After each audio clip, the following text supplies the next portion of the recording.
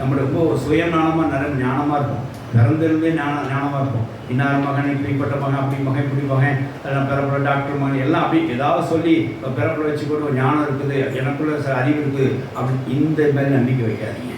வாசிக்கலாம். நீதிமொழிகள் 3:5 வாசித்து பாருங்க. 3:5.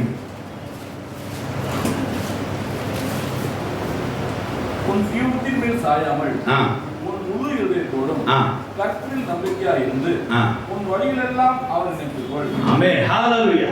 அப்பொழுது எதுல சாயக்கூடாது? சுய புத்தி, செல்ஃப் நாலேஜ். என்னால முடியும்.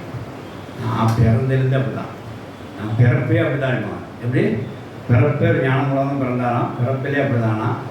வரும்போதே ஒரு டெலிஃபோன் கண்டுபிடிச்சு வந்திருக்காரு. தாய் வீட்டில் வரும்போது ஞானியா. நீ இன்னும் வேதாந்தே கண்டுபிடிக்கலையா? கர்த்தரோட பேசுறவங்க கண்டுபிடிக்கலையா? இந்த மாதிரி ஒரு செல்ஃப்